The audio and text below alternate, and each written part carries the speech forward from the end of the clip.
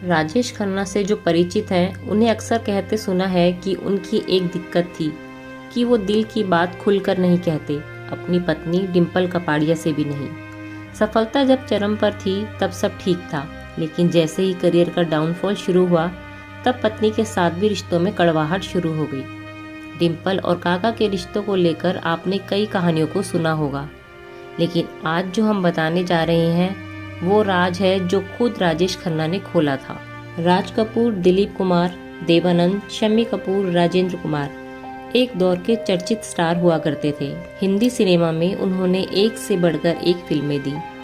दिग्गज स्टार्स का ये वो दौर रहा जब नए स्टार्स को अपने पैर जमाने के लिए काफ़ी मेहनत करनी पड़ रही थी, लेकिन इन स्टार्स को टक्कर देते हुए एक स्टार ने दस्तक दी और एक के बाद एक 17 हिट फिल्में देकर उन्होंने दिग्गजों को डरा दिया था। ये स्टार बना बॉलीवुड का पहला सुपरस्टार। अब तो आप समझ गए होंगे कि हम बात किसकी कर रहे हैं। बात हो रही है राजेश खन्ना की। राजेश खन्ना बॉलीवुड में एक खास मुकाम पाने में सफल रहे, लेकिन पत्नी के साथ वह खास रिश्ता नहीं बना सके। राजेश खन्ना और डिम्पल कपाड़िया की जब शादी हुई तो एक्ट्रेस की उम्र 16 साल और काका 31 के थे। राजेश खन्ना ने एक्ट्रेस से शादी क्यों की और कैसे फिर दोनों के रिश्तों में दरार आ गई, इसका खुलासा एक्टर ने सालों पहले स्टारडस्ट को दिए एक इंटरव्यू के दौरान किया था। एक्टर से जब उम्र के बड़े फासले के साथ डिम्पल कपाड़िया का हाथ थामने को लेकर सवाल किया गया तो उन्होंने कहा कि मैंने डिम्पल से शादी सिर्फ इसलिए की ताकि मैं अंजू को अपने सिस्टम से अलग कर दूं। मैं अंजू से अलग हो चुका था और ये जानता था कि हर बार की तरह मैं उसके पास वापस चला जाऊंगा और ये रिश्ता मुझे खत्म कर रहा था। काका ने डिम्पल के साथ अपनी शादी की शर्त पर बात की। उन्होंने कहा कि मैंने डिम्पल को पत्नी बनाने से पहले ये साफ कर दिया था कि शादी के बाद वो इंडस्ट्री में काम नहीं करेगी। उन्होंने बताया कि मैंने साफ कर दिया था बॉबी के बाद वो कैमरे को दोबारा फेस नहीं करेगी। और काका ने कहा, मुझे डिम्पल के शब्द आज भी याद हैं। उन्होंने कहा था कि मैंने राज कपूर के साथ काम कर लिया। सुपरस्टार राजेश खन्ना मेरे पति है, मुझे और क्या चाहिए। राजेश खन्ना ने शादी के दिनों को याद करते हुए कहा कि शुरुआती दिन अच्छे थे। हम दोनों इस रिश्ते के लिए कोशिश कर रहे थे क्योंकि दोनों इस बात को समझ रहे थे कि शादी के बाद प्यार को और बढ़ाना है। लेकिन फिर अचानक सब बदल गया। शादी के बाद एक दिन उन्होंने अचानक कहा, मैं खुश नहीं हूँ, मुझे अनदेखा किया जा रहा है। उन्होंने कहानी बनानी शुरू कर दी।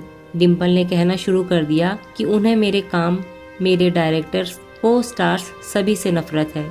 लेकिन आज वही उन लोगों के साथ काम कर रही है, उनसे प्यार कर रही है और ऐसा लगता है जैसे जो कुछ कहा वह सब कुछ भूल गई है।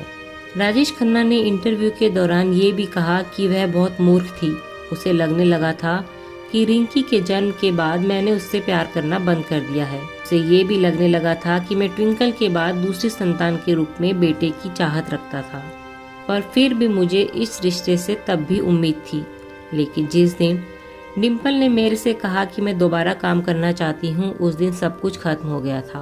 काका ने स्वीकार किया कि हाँ, मैं असभ्य और मतलबी था, लेकिन मुझे उम्मीद थी कि वह अपने वादे का सम्मान करेगी। मैंने उनसे 2 टूक कहा, मैं उन्हें अपने कार्टर रोड स्थित घर में कभी मेकअप नहीं करने दूंगा।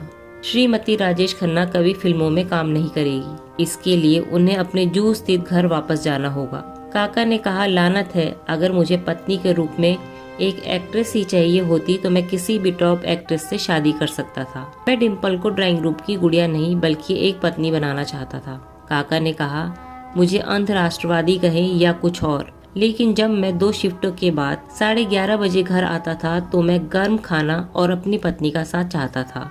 उन्होंने सवाल करते हुए कहा कि आखिर वह मासूम लड़की कहाँ चली गई थी जिसने मुझसे इतने वादे किए थे। वह बड़ा परिवार कहाँ था जिसका मैंने सपना देखा था।